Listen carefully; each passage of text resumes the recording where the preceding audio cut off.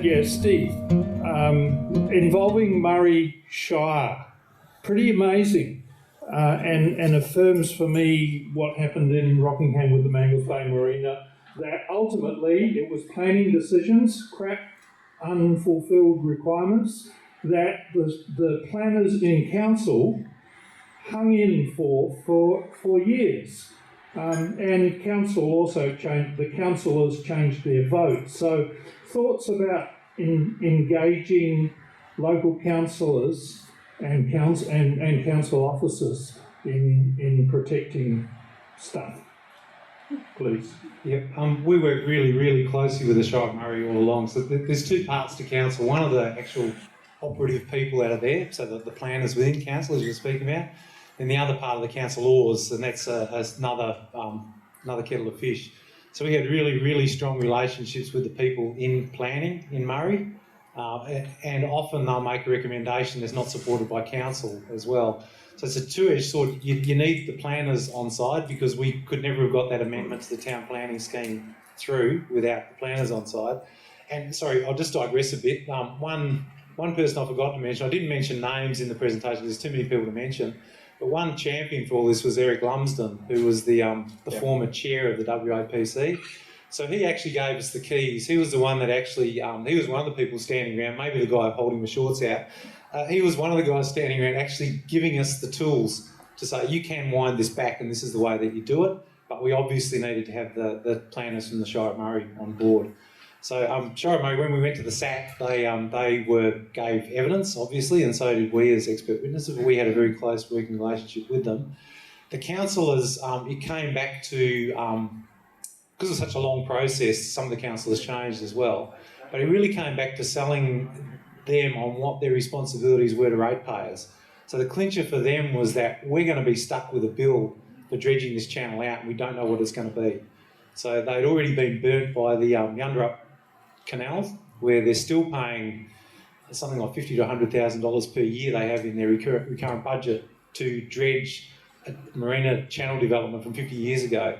So they've been burnt with that. So it's about reminding them about those sorts of things. Even then, with this, we didn't get unanimous support from the council. It was 6-1, I think, in the end.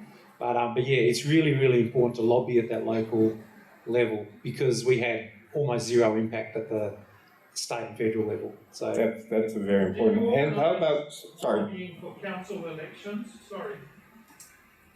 No, and it was because of the timing. It looked like this is sort of a smooth process that ran continuously for 10 years. It stopped and started, so the big periods of inactivity, and that's part of the problem in trying to fight developments like these, is that you don't know when your opportunities are going to come, or when they come, they're at short notice and you have to mobilise really quickly. So no, we didn't actually, as far as I'm aware, may have in the early days before I started on it. My involvement started in about 2015 with this, but in the early days that may have happened, but certainly not towards the end. There wasn't any lobbying at elections, but that might have been the next arrow in the quiver if we hadn't got over this way. How about the city of Gosnells and you guys working with them?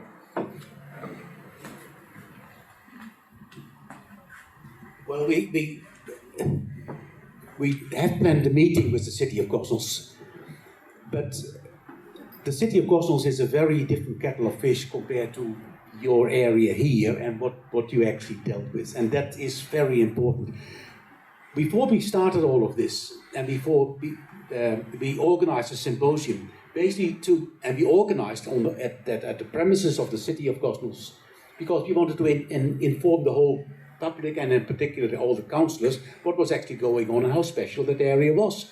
2 councillors turned up, and the others actually complained that we never told them anything, how important this whole area was. But they didn't actually turn up at that symposium, which was actually free for them. So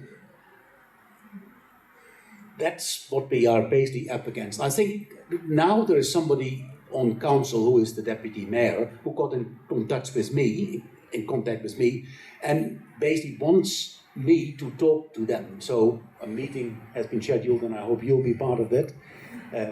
And then we'll try to start where we failed, I think about 8 or 10 years ago. Felicity, I unfortunately didn't get to your talk because I was here. How did you, when you were working with the group, obviously we're blessed with the City of Coburn and their support, but how did you guys approach local government?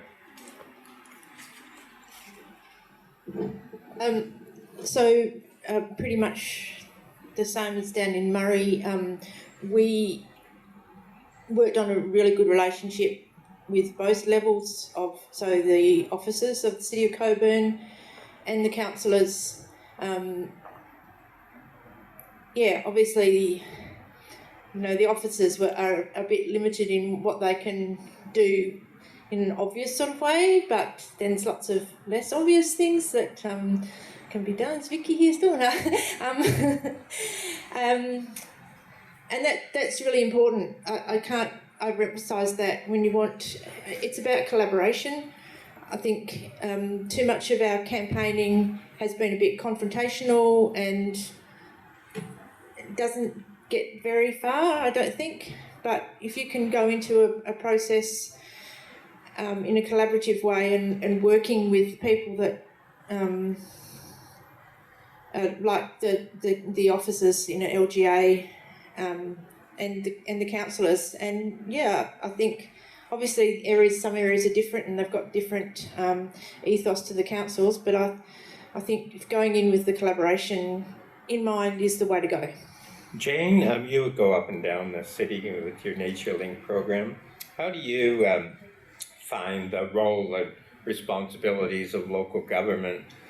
And I'm not talking just at the officer level, because what I found in the department's at a department level, things are really pretty good. They're pretty committed.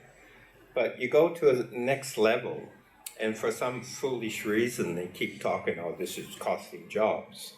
How do you influence the people that you work with in your invaluable work with nature?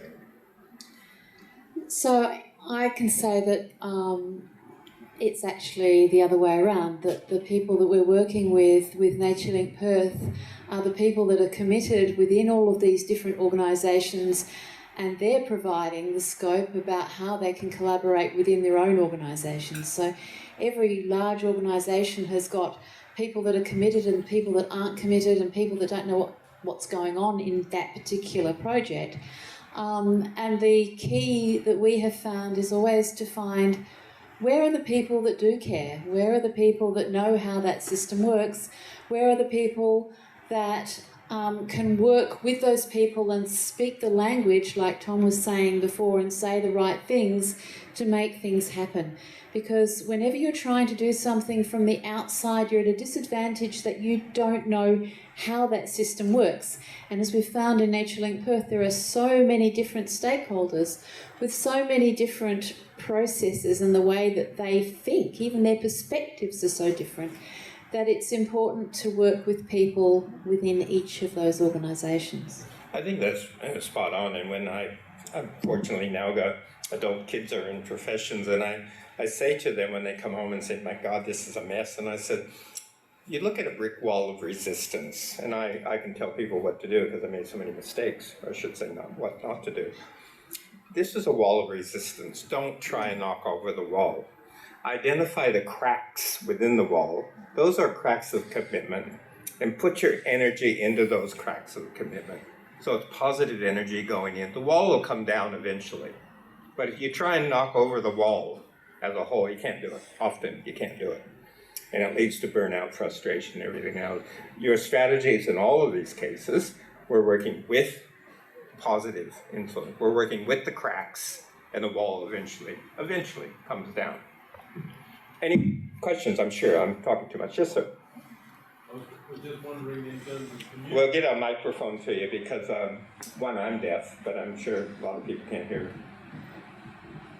Just wondering, in terms of communicating the awareness to the local community groups to sort of raise the awareness as you get the 574 messages going to council, what was the best form of medium, like local newspapers, before or after visuals, or of the marina, etc.? I don't know, it's probably a combination of it all. In the end, we had the community on the community, there's 80,000 people that live in Mandurah, so I can't say that every one of the 80,000 people are on board, but we had a big following just from our roots in the community anyway. It was keeping the community informed along the way of what we were doing. Every time we made a deputation, went to council, we'd try to make sure that that was that people knew that's what we're up to. When we really needed them to step up, so that when there's a really key meeting, we could rally the troops through our networks that we had. But when it came to time to actually get the support for the change to the town planning scheme, that was a campaign we did through social media. So we filmed some short clips. We got people that were fairly prominent in the community to say why they thought the marina was a terrible idea and why the town planning scheme should be amended, and advertised that through our networks and others. And that was where, and we actually sort of not pre-wrote their submissions, but gave them a pro forma that they could fill in as well for their submissions. They could have free text in there too.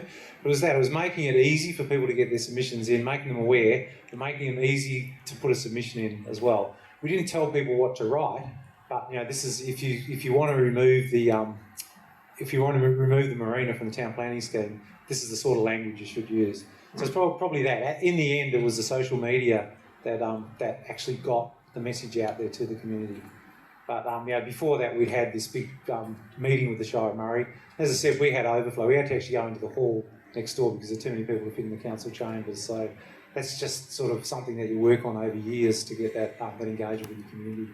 It's very important, and of course, in fighting these battles, often people get tired of the same voice. This is one of the problems when you deal with ministers. You're in there every other day, they know it, and they don't listen as much. But if you bring someone else in to say exactly what you were going to say, it works. I know I had board meetings, and I brought people into my board meetings, and they would say exactly what I was saying. My board was going, oh, this is amazing. Geez, I've been telling you that for 10 years. So strategically, you've got to vary the voice. You've got to, and what you've done by varying the voice, you brought in community. So they have credibility. In a way, you lose credibility over time, even though you have it in scientific terms. But you got to be smart, and that means using the community. Using the community, not your own voice, because they don't listen after a while.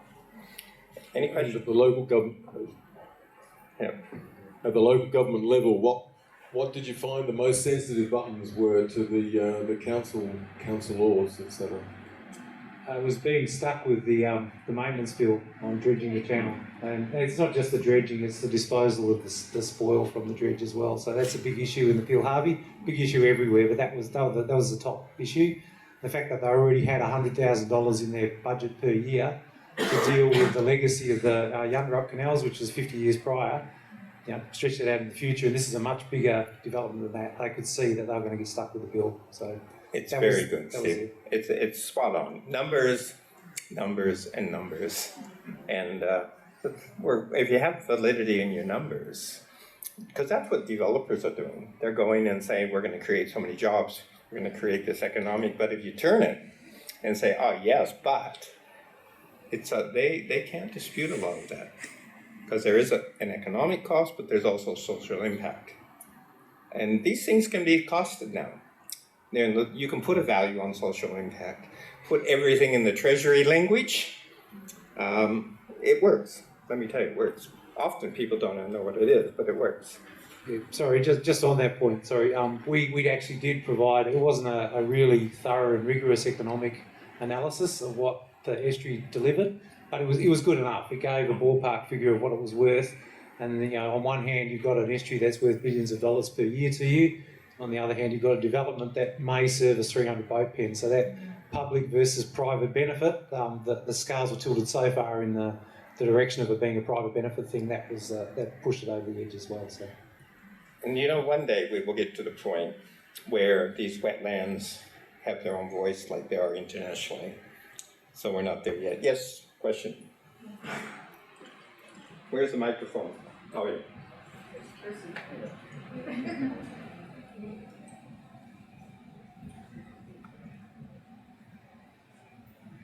Sue Conlon, Urban Bushland Council Committee member.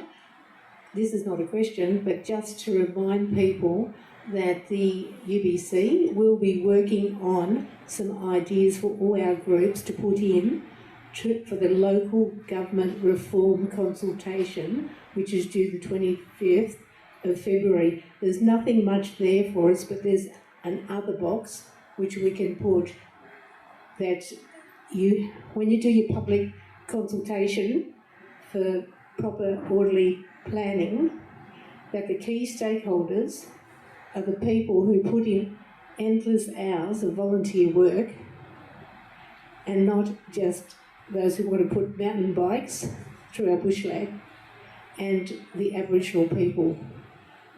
We are the key stakeholders. We'll be getting something out to our groups very soon.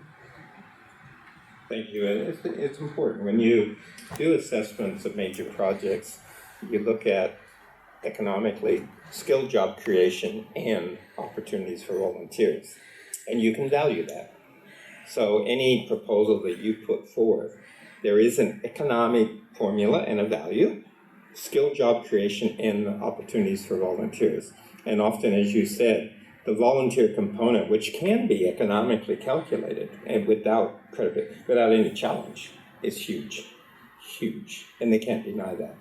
And that's where you got the developers saying, we're going to do all this stuff. You say, well, actually, we do more than you. And it works. All right, any other questions? Okay, first of all, thank you. And I'm sorry I didn't hear a couple of the talks, but I'll have interaction with you. The quality of not only the speakers, and Tracy, you should be up here, but also the content. It's really, really good. Really good, and I can't thank you enough on behalf of everybody else, but if you could put your hands together and thank you.